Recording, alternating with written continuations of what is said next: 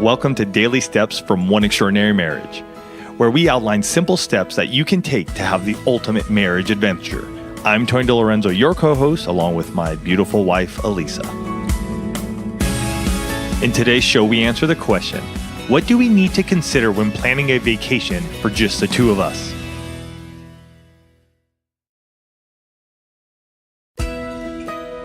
This wife goes on to say, we're coming up on our 6th wedding anniversary. Congratulations. And we've decided to take our first vacation. We have 4 kids, the youngest being 1. And so now that the baby has been weaned, we want to take a belated honeymoon. Good for you. I know I've heard you guys talk about in podcasts about vacation mishaps. And so we want to make sure that we actually do a good job planning. Mm-hmm. And yes, we have had vacation mishaps. We sure have. There was one in particular where we planned a trip to Cabo San Lucas, and Tony thought we were going to be on the interior side, which is the bay side. Right. We had looked at so many different hotels, and so he thought that's where we were planning. And 3 days before the trip, I happened to pull something up and realized I'd booked us on the Pacific side, which you can't get in the water. And so it was disastrous. There was actually a point in time where Tony told me and the kids that he wasn't going to go on the vacation. Not one of my finer moments. No. And it actually turned out to be an amazing trip because there was a storm. And so both sides, yes, you couldn't get in the ocean. We had a tropical storm hit us while we were there. Lisa and I've gone to Cabo twice. I don't think we're going again. That place just doesn't work for us. Only because we've got caught in storms both times that we've been there.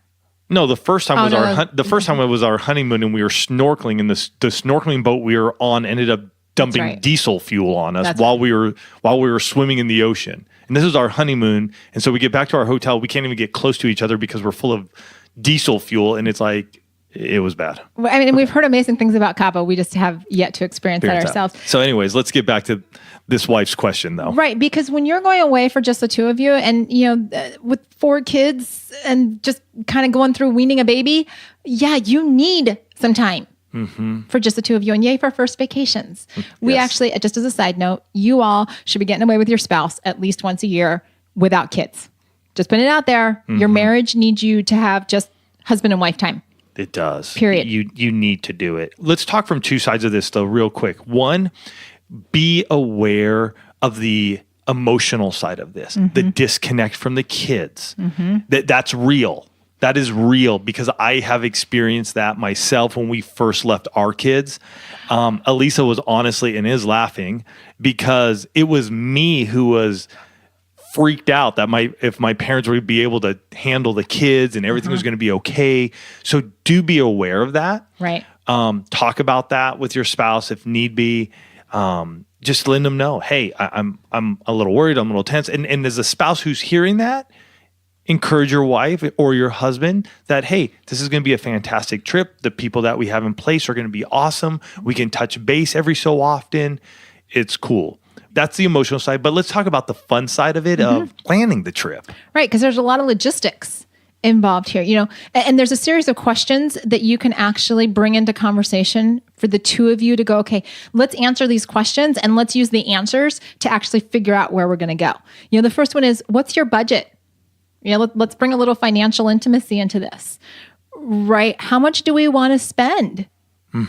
And you can have amazing vacations from, very few dollars to elaborate, luxury vacations. There are amazing experiences literally across the financial spectrum. So here's the best way to do this. If you know you're going on vacation in a year from now or 6 months from now, how much you want to spend, start saving that each and every month. So if it's a $600 trip, you're going to go in 6 months, put aside $100 every month. And I'll tell you why, because every time we've gone on a trip where we didn't have this under control, I was more stressed out on this trip. Because I was like, how much are we spending? And I couldn't enjoy the trip. But when we have a set amount, we know what we're going to spend. It's easier for me personally to just be like, yeah, we budgeted $600. The hotels are $200-$300 or what, you know what I mean? Whatever it may be, you're in a cabin, whatever it may be. But if we want to go do this little excursion, it's another $100. Who cares? We know it. I'm just giving you, an example. How long you're away is going to determine your budget. Are you gone for 3 nights and it's going to be a local trip? Or are you going to do like Elisa and I did on our 20th anniversary and we went to Peru for 10 days? 2 extremes, depends. Are you road tripping it? Are you driving or are you taking a flight? For us, for shorter trips, we're cool driving. And our limit is when it's a weekend trip, it's sort of like 3 hours. Yeah. We're sort of like, that's our, all right, we'll go 3 hours because we know it's a 3-day trip. We have 3 days, 2 nights. We can leave in the morning. More than that, we're just not on it. If it's a longer trip, we're more than happy to drive. I mean, we've driven to Scottsdale many a times. It's 6 hours away. So those are some of the logistical stuff. And I will say I enjoy the road trips because it allows for that talking time. I feel like whenever we get on flights, it's a lot of just, we got to get here, we got to get here, we got to do this, and then we get on the plane, and then we got to go get the car. And so I honestly, when it's just Elisa and I really do enjoy the road trip. Some other things to consider as you're trying to figure out where you're going to go is, what do you want out of the vacation? Right? When we were planning our 20th, there was a conversation about, do we want, literally toes in the sand and doing nothing? Because we were looking at the Caribbean. We were looking at the Caribbean. Or do we want to just have lots of experiences and be out exploring and doing that kind of stuff? Right. And that is so key. Lisa bringing that up is so key, because the two of you being on par together with that is going to make the trip way different. Yeah. And there may have to be some compromise, right? You may want a combination of both, but that starts to direct you on where you're looking. And what are those things that you absolutely want to do on your vacation, right? So you take all of those answers and then you start creating what we like to call here in the One Family, the top 10 list. And this is a way for you to take all of that information, and wives, you get a piece of paper and you write, 1 to 10, or maybe because it's a vacation, you're only doing 1 to 5, right? And husband's going to do the same thing. And you say, okay, with these parameters, these are my top 10. Right, or my top 5 places that I'd want to go. And then the two of you come together. So now we've got somewhere between 10 and 20 ideas, right? And you start looking at the feasibility and the conversations. And here's the beauty of creating these types of lists, and you can honestly do this for any area of your marriage, date nights, whatever, is that when you have the list, it's not just for this vacation. Let's say you're doing a vacation list, because now you have a list of things that you can do. Obviously, probably this vacation will come out of that list.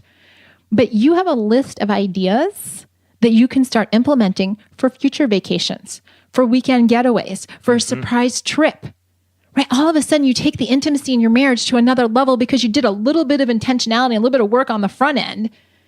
And you said, okay, if we're looking at 3-day trips, road trip, we want, adventure and exploring, so we want to be in cities and be able to go do all that kind of stuff. Here's our list. Well, this isn't going to be the only time the two of you take that kind of vacation.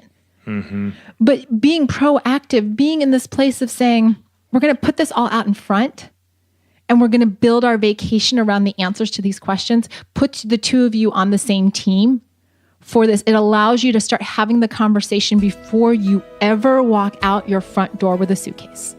And that's one of the biggest gifts that the two of you can give to each other. For more details on what needs to be discussed around those vacation expectations, check out oneextraordinarymarriage.com/364.